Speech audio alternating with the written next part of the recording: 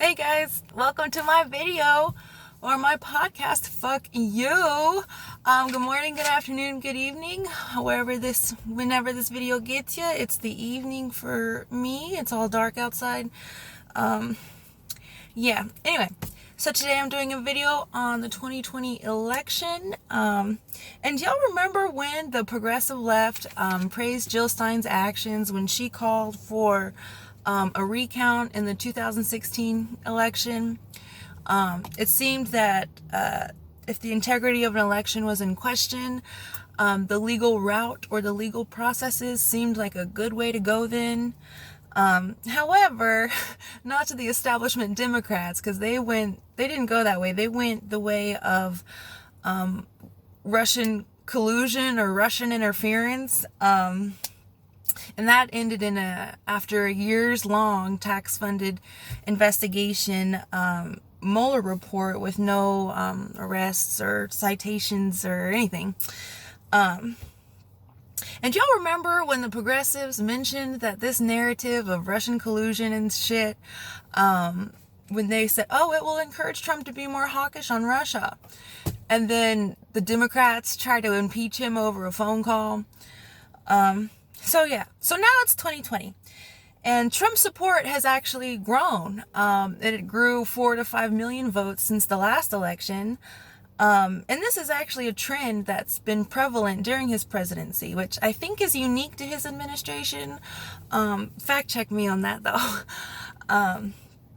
So if you're a Democrat and you just can't understand or wrap your mind around why that there is support for challenges towards election integrity,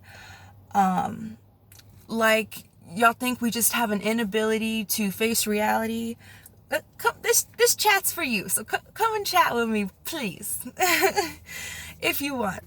I think the biggest thing about this one of the huge issues with this election is these mass mailed out ballots. I hear all the time on the news, they're referred to as mail-in ballots, and that's confusing because they mailed them out. And so let's talk about the points of weaknesses with this. The first point of weakness is the fact that you've mass mailed out ballots. Okay, second point of weakness is the drop boxes. There's no chain of custody whatsoever. No accountability, transparency, whatever. There's none of that. And the ID verifications, they all go off of signatures, and that's been a doozy to deal with. And I hope it gets figured out. I really do. So all of these non-vote person ballots, some were examined before Election Day, which is not good. And there were dead people voting, and to top it off, after all of that I just mentioned, the rejection rate for these mailed in ballots actually decreased. Which, if you were going to use kind of common sense, it would be like, oh, you do mail-in on a larger scale. On a larger scale, there's obviously going to be more room for people to err. If anything, you think the rejection rate would be about the same, but it didn't. It actually decreased, which is, I think, counterintuitive at minimum. Okay, so now we have all these affidavits and videos of challengers who were Republican that were intimidated on Election Day. We have observers who were kept a meaningful distance away, so it was impossible for any sort of observation. And then we have states that are counting ballots way until November. We have issues with rescanning ballots, and the software itself, there's either glitches or clerical errors. Hopefully that gets examined. And for example, in Pennsylvania, there was confusion on whether guidance was given before November 3rd to separate suspect ballots from all the other ballots. And there's also USBs that are missing that programmed these machines in Pennsylvania. So that's a fact that hasn't been independently verified. And it makes me wonder, with all this mass mailed out ballots in Texas, our executive order for the mask mandates, it told us where to wear them and all that stuff. It did exempt a mask mandate for when you vote. So that's interesting. I wonder if Georgia, Michigan, Wisconsin, and Pennsylvania, if they had a similar mask mandate exemption. If I was a really good investigative researcher, I would have looked into that and had that information for you. Sorry, I don't. Anyway, so yeah, in Texas, we usually have a 2-week early voting period, but for COVID, the governor did an extra week of early voting, which worked out great because we have paper ballots and we have it goes to the machine. So we have paper ballots and electronic ballots. And it was cold that night and Texas went red. So that was exciting. But yeah, so that brings me to the lawsuit, by the state of Texas. Go Texas. And 17 other states, was like, yeah, I got your back. So yeah, so I'm only on page 15 of 154 pages, so bear with me.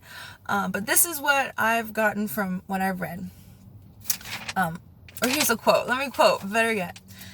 So a quote from the lawsuit says, there was unconstitutional relaxation of ballot integrity protections, which I mentioned that. They just mentioned it a lot prettier than I did, I guess.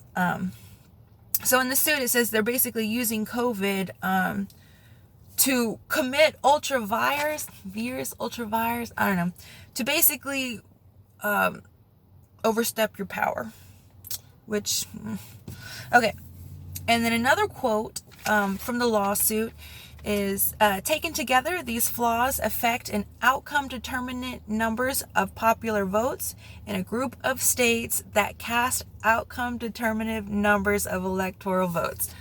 That's an important quote. It's really, it explains a lot, but it's like, yo, if you're ever reading any sort of legal proceedings or legal documents, the language they use, it's hilarious. And when it's not hilarious, it's frustrating. But anyway, okay. Much like myself. No, just kidding. Okay. Anyway, so yeah,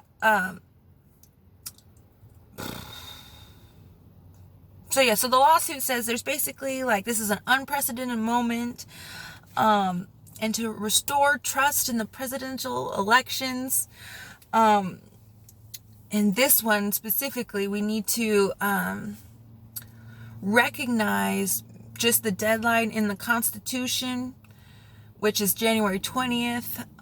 The deadline to select the electors, December 14th. Texas is asking the Supreme Court to be like, hey, let's disregard that because we got all this other stuff going on. And I think those states have until tomorrow afternoon to respond. But yeah, the quote, taken together, these flaws affect outcome-determinant numbers of popular votes in a group of states that cast outcome-determinative numbers of electoral votes. So I guess this is, so yeah. Okay, and so, if that's not enough for you to be like, okay, I can kind of understand where these people, why they feel aggrieved or where they're coming from. I can kind of understand why they're upset. And if that doesn't, then there's a lot of data. The People's Pundit, Rich and his wife Laura, they do great work. They explain this all in political data metrics. I'm gonna give you a couple examples. And this is from the People's Pundit. It says Trump won all bellwether counties. I don't know what that means, but is a really huge indicator or pattern of behavior in the past. Iowa, home of the most pivot counties, they all went to Trump. And as it's stated in the lawsuit, it's there's 1 in a quadrillion chances of Biden winning those states. So yeah, this, okay. So I think the big takeaway here is, this time around, when they're trying to mess with Trump and stuff, he's like, nah, I ain't gonna let y'all do, like, y'all are gonna, y'all already did y'all's 4-year long investigation.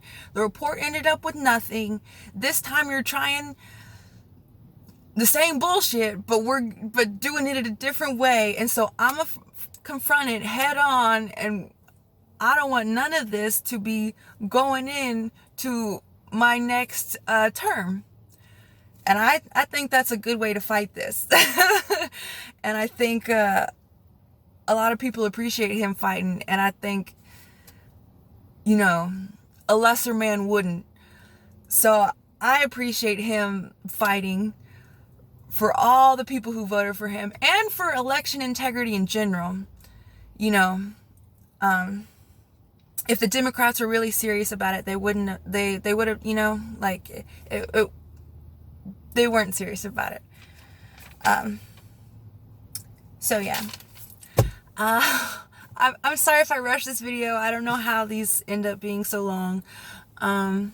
But yeah, thanks for watching if you did. And I will try and talk to you soon and try to have better production quality too. Okay, I hope y'all are doing well, and big hugs to all of y'all again. I'm still in a box, but I'm like better, but we'll see. Okay, anyway, okay, love y'all. Thank y'all. I hope y'all have a wonderful day, evening, morning, whatever. Eat your veggies. Eat your meat too. Okay, anyway, okay. I didn't mean to make that weird. All right, bye.